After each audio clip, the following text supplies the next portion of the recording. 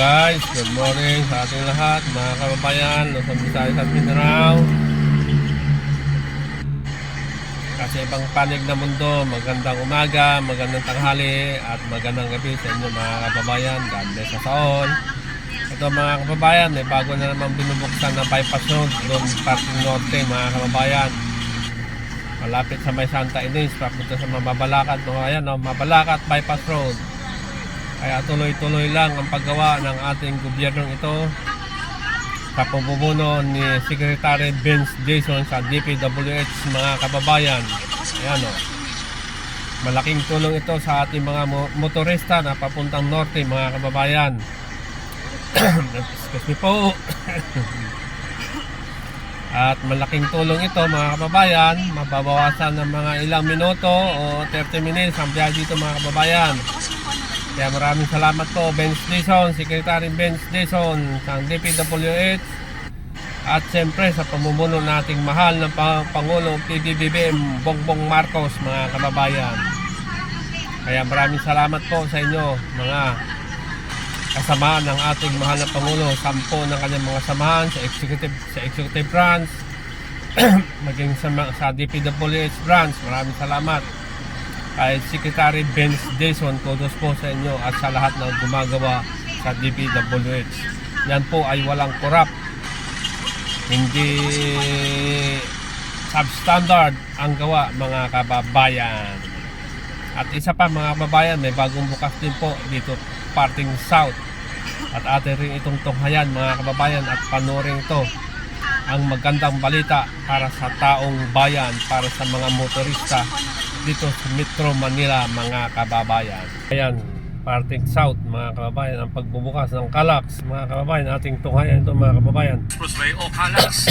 Ayon kay Pangulong Ferdinand R. Marcos Jr., 45 minutes na lamang ang dating 2 oras na biyahe sa lugar. Yan ang ulat ni Sheila Natividad.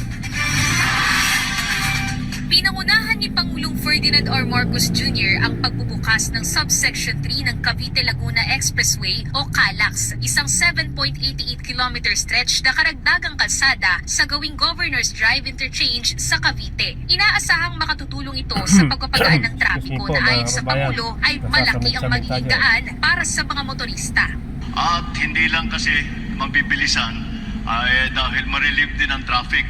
At tinitingnan namin doon sa mapa ay yung inaantay natin ng matagal na galing dito sa Silang hanggang Kawit na. Dagdag pa ng Pangulo, mababawasan na rin pati ang oras sa pagko-commute, papasok man o palabas ng syudad. Yung dati mga 2 oras, magiging kalahating oras, 45 minutes na lang. At ulit, kahit na nagtatrabaho ka sa Taguig, pwede kang nakatira dito sa Cavite.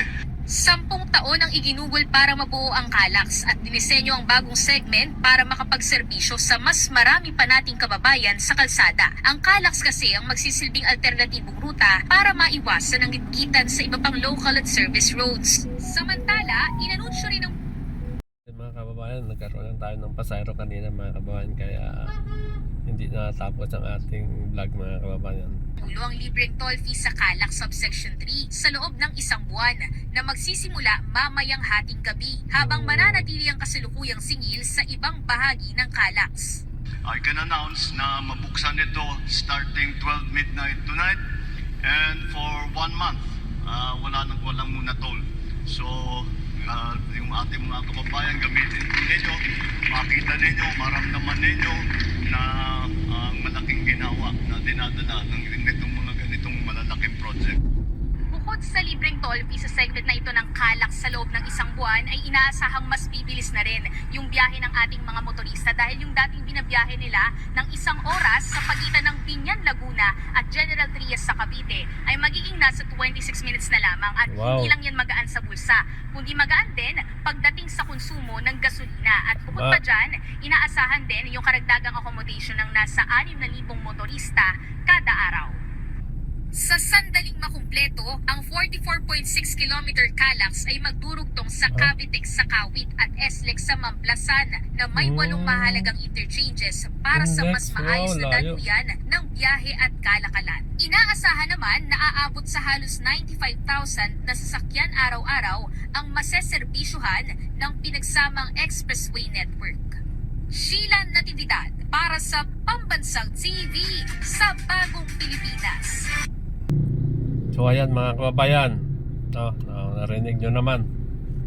Magbubukas na mamayang gabi, hating gabi, mga kababayan, ang Calax at libre ng isang buwan, mga kababayan. At mahaba pala yan, 44 kilometers. Aabot sa NLEX, mga kababayan, ng kanyang extension. So maraming salamat sa mga ganitong projects. Maraming matutulungan sa ating mga kababayan. Ayan mga kababayan, dalawa ang magbubukas na bypass road tsaka yung Calax ay malaking tulong sa ating mga motorista north and south, mga kababayan. So kudos sa ating secretary na si Vince Dizon, mga kababayan. Thank you sa'yo Vince Dizon, na patuloy kang gumagawa para sa bayan natin at sa ating mahal na Pangulo na si PBBM, mga kababayan. So please like and share sa ating maliit na vlog, mga kababayan. Meron na naman tayong pasahero. So maraming salamat po.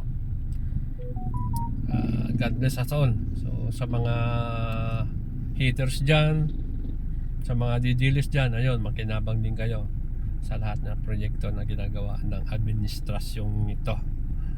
Maraming salamat po muli, mga haters at mga didilis. Magpasalamat kayo dahil magbubukas na ang Calax at sa may Santa Ines, Pampanga, mga kababayan.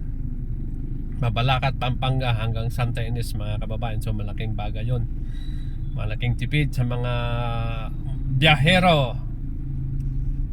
Kudos sa ating mahal na Pangulo at kay Vince Dizon, Secretary Vince Dizon ng DPWH. Ayan ang sinasabi nyo, walang pera, may pera ang Pilipinas, mga kababayan. God bless us all. Bye bye.